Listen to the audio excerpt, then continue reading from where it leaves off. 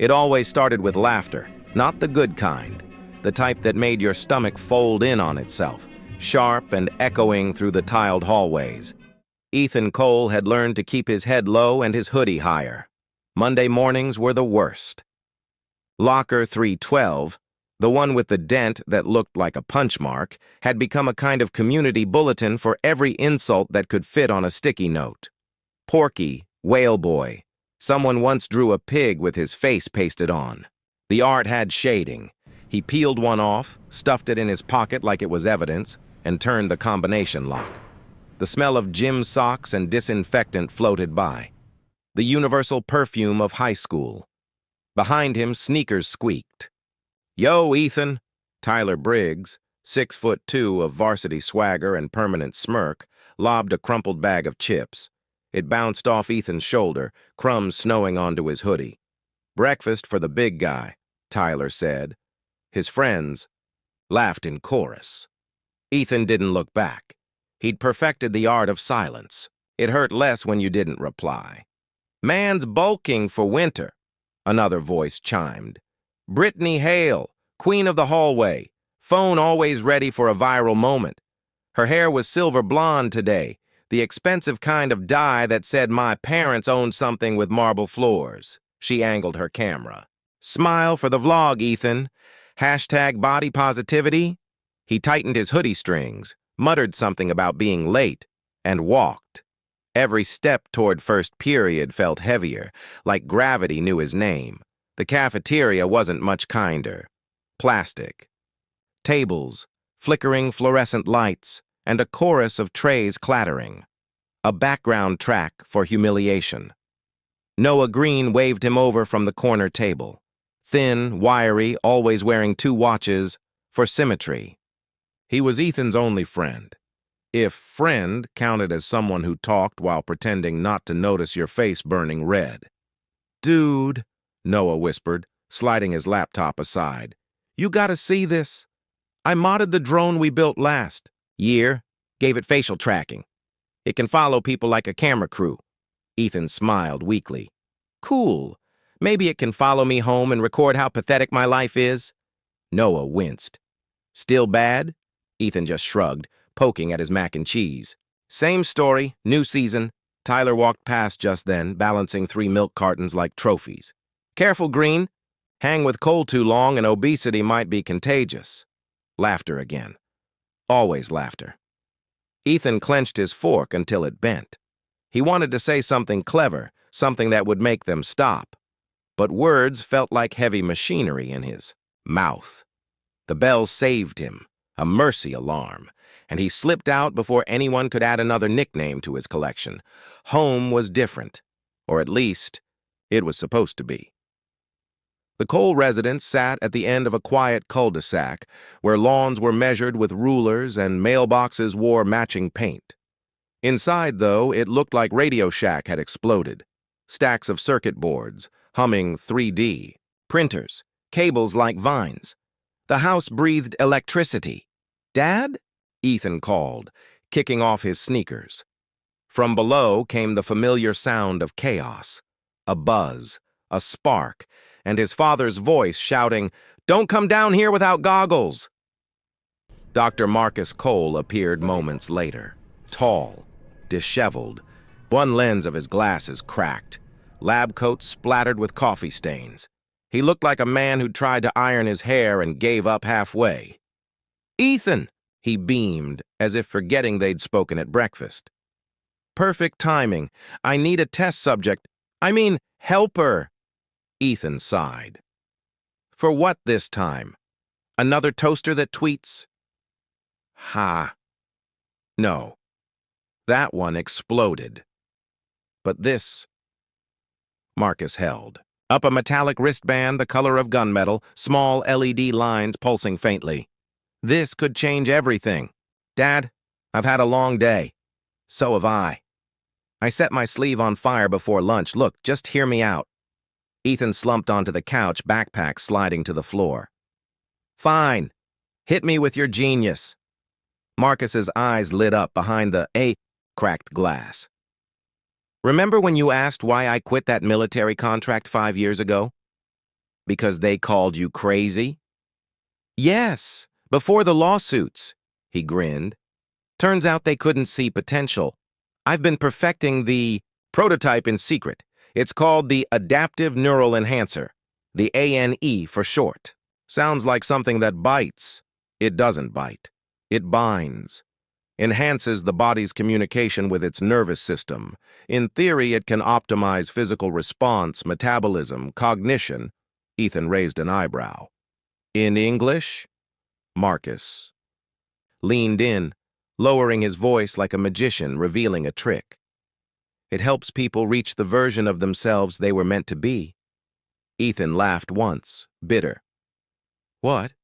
Like a diet plan with Wi-Fi? His father's smile softened. No. Son, like no more bullies? That sentence landed.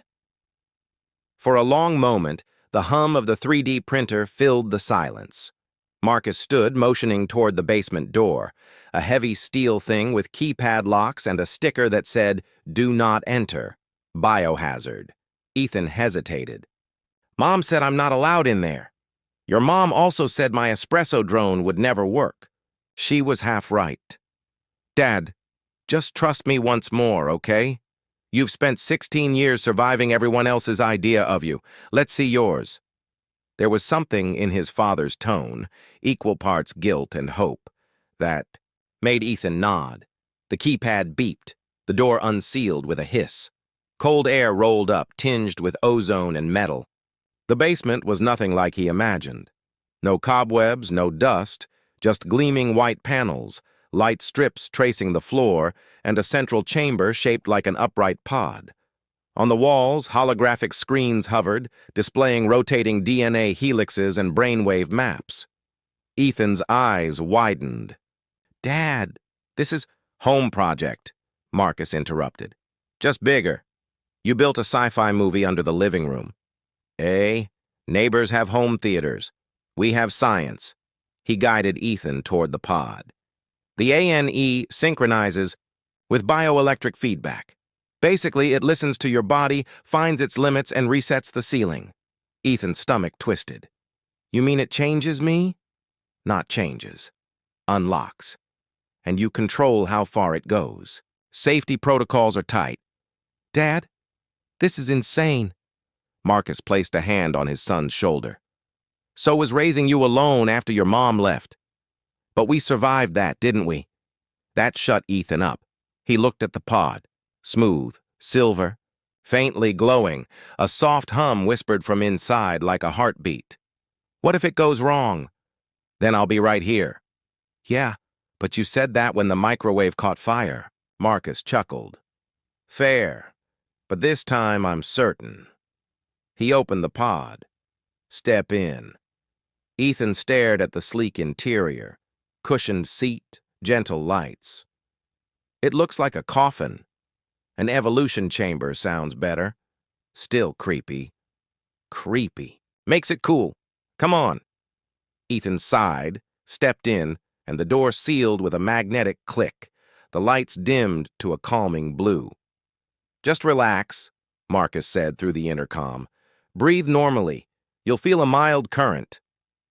Mild, as in a pulse shivered through him. Ow!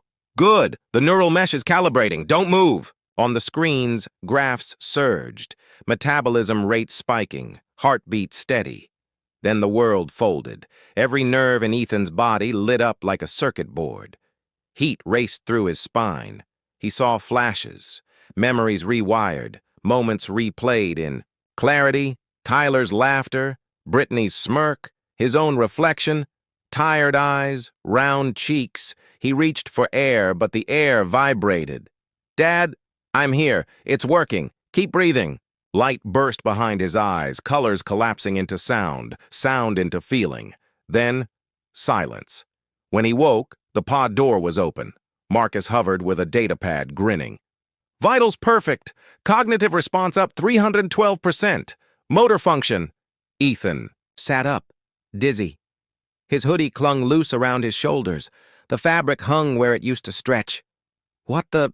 He caught his reflection in the polished glass wall. Same freckles, same eyes, but the softness was gone.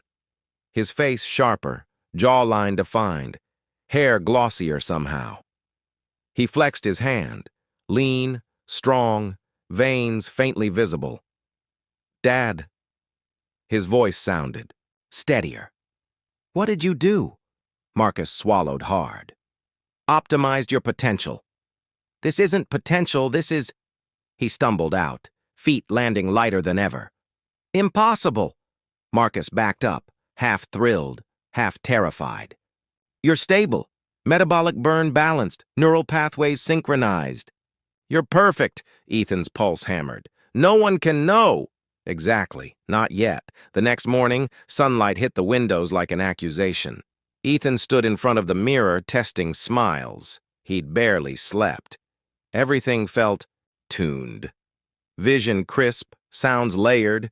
He could hear the toaster coil warming downstairs. He slipped on the same old hoodie, though it hung loose now, and the same jeans that sagged at the waist. In the kitchen, Marcus was making pancakes, or trying to. Batter dotted his sleeves. "Morning, Adonis," his dad said. "How's the new firmware?" "Don't call it that." Ethan grabbed a pancake. "You realize if anyone finds out, they won't. We keep low profile. Blend in." "Blend in? I look like I ate my old self and upgraded." Marcus shrugged. "Puberty's a mystery. Teachers will buy it." "Dad, Ethan, listen." His father's tone shifted serious. "The ANE needs monitoring. No sports yet. No heavy exertion. And if you feel anything strange, call me immediately." Define strange. Glowing veins, telekinesis, spontaneous French. Ethan smirked despite himself. Marcus handed him a lunch bag. "Go show them the polite version of revenge, dignity." At school, whispers trailed him before he even reached his locker. "Is that Ethan Cole? No way. Did he lose like 50 pounds? Maybe he got surgery." Tyler was at his locker, tossing a football between hands. When he turned, the ball stopped mid-air. "Cole," he said slowly. Ethan met his eyes. "Morning, Tyler." The other boy squinted. "You get taller or something?" "Maybe you got shorter." Laughter rippled. But this time, not at Ethan. Brittany walked up, gum snapping. "Wow, you look different. Diet app finally worked?" Ethan smiled faintly. "Just eating better." "Guess it's true what they say. Pressure makes diamonds." He shrugged. "Or it just cracks the coal." She blinked. For once, Brittany. Hale had no snark ready. Tyler tossed the ball again a little too hard. "Still think you can catch, Cole?" Ethan's reflexes answered before thought. His hand shot out. The ball slapped into his palm with a loud thwack. He didn't even flinch. "Nice throw," he said, handing it back. Tyler's grin faltered. "Lucky catch." "Maybe." Ethan walked off, leaving murmurs in his wake. Lunch was stranger. He sat, with Noah again, who nearly spat his soda. "Dude, what the actual... Did you go through a time portal?" "Long story," Ethan said. Noah adjusted his glasses, studying him. "Okay, that's like symmetrical cheekbones. You're glowing. Humans don't glow. Tell me it's not alien tech. It's just something my dad built." Noah's jaw dropped. "You're kidding. He finally made something that works?" Ethan chuckled. "Apparently." "Bro, you could literally be the poster child for revenge body." "Not revenge," Ethan said quietly, eyes drifting across the cafeteria. "Just correction." Tyler's table was loud as ever. Brittany laughed too big, too bright. But for the first time, Ethan didn't feel small watching them. He stood to toss his tray. Tyler's. Foot shot out. Habit. Muscle memory of bullying. Ethan's balance shifted effortlessly. He stepped over it, spun lightly, and Tyler's chair tipped backward. The jock flailed, catching himself before falling completely. The cafeteria gasped, then erupted in laughter. Ethan froze. not wanting this, but it was already happening. Tyler stood red-faced. You think that's funny? Ethan sighed. I think it's ironic. Teachers intervened before fists did. As they separated them, Brittany's gaze lingered, curious, uncertain. After school, Ethan walked home through golden light, wind brushing his hair. For the first time, he didn't flinch at reflections. In car windows. But under the calm, a pulse throbbed in his wrist. The band his father insisted he wear, a small green light blinked. Then, for a moment, red. He stopped. Dad? He whispered, half expecting an answer. The band vibrated once, then stilled. From far behind, someone called his name, soft, almost friendly. He turned. Brittany Hale stood by the gate, backpack slung over one shoulder. Hey, Cole. Yeah? You hesitated. You want to maybe help me with biology sometime? You're good at science, right? Ethan smiled, wary but polite. Sure. Why not? She smiled back, unsure whether it was charm or danger she felt. As she left, the sunset caught the metallic edge of the band under his sleeve, a glint of something not entirely human anymore. Inside his house, Marcus watched from a hidden camera feed, pride fighting with dread. On his monitor, numbers scrolled faster than they should. The ANE was adapting on its own. He whispered, "Oh no." It's learning him too quickly. Ethan upstairs didn't hear. Only the faint hum beneath his skin, the whisper of power waiting to be used, and somewhere deep in the circuitry of his new self, a command loop flickered awake. Protect, survive, evolve. The week after the cafeteria incident felt like a truce, thin and temporary. People still whispered Ethan's name, but this time it wasn't attached to laughter. He didn't strut. He just moved differently, balanced, focused, every motion precise. As if the world had slowed to match his timing, Tyler Briggs noticed first. He'd lost control of the hallway, and that hurt worse than any bruise. By Wednesday, a rumor was born. The Jock Challenge. Friday afternoon, gymnasium. Open scrimmage. Anyone could join. Tyler's idea, but everyone knew the target. Ethan sat at lunch, stirring pasta he didn't taste. Noah leaned over. You know he's setting you up, right? I know. Then why go? Because if I don't, he wins twice. Noah blinked. When did you start sounding like a movie trailer? Ethan smiled. Better script. Across the cafeteria, Brittany Hale watched from her table of influencers. She bit her straw thoughtfully. The new Ethan wasn't just fit. He carried himself like someone who'd finally forgiven gravity. Friday came, bleachers full, phones out, Tyler's team versus whoever dared stand with Ethan. Coach Ramirez shrugged. If it kept the students engaged, fine. First quarter, Tyler dominated. He dunked. He taunted. Ethan played slow, testing rhythm. Second quarter, something shifted. His footing tightened. Reflexes sharpened. He stopped chasing and started anticipating. Layup, steal, fast break, point after point, clean, effortless. By the third quarter, chants started. Cole! Cole! Cole! Tyler's grin cracked. He drove in hard. Ethan pivoted. Ball gone before Tyler knew. The crowd roared. Phones caught every second. Final score, Ethan's team 58, Tyler's 44. Tyler froze, fists trembling. He'd just lost to the guy he'd built his ego on. After the game, Brittany cornered Ethan near the lockers. Her perfume carried citrus and disbelief. Okay, seriously, she said. No one improves like that in a week. What's your secret? Ethan met her gaze.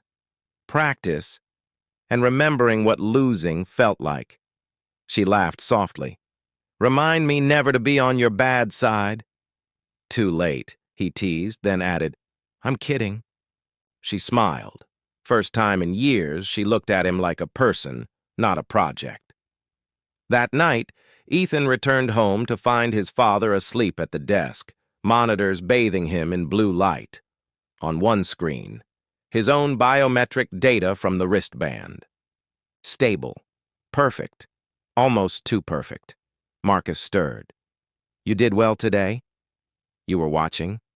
Of course. I monitor field results, your performance. Dad, I'm just playing basketball. Marcus rubbed his eyes. No, Ethan. You're showing what humanity can be when we're not limited by fear. Ethan frowned. Is that what this is to you? A science fair? It's proof. The agency called me mad when I said adaptation is the next evolution. If we show control, they'll have to listen. We? You mean me? Marcus looked up, tired, smile flickering.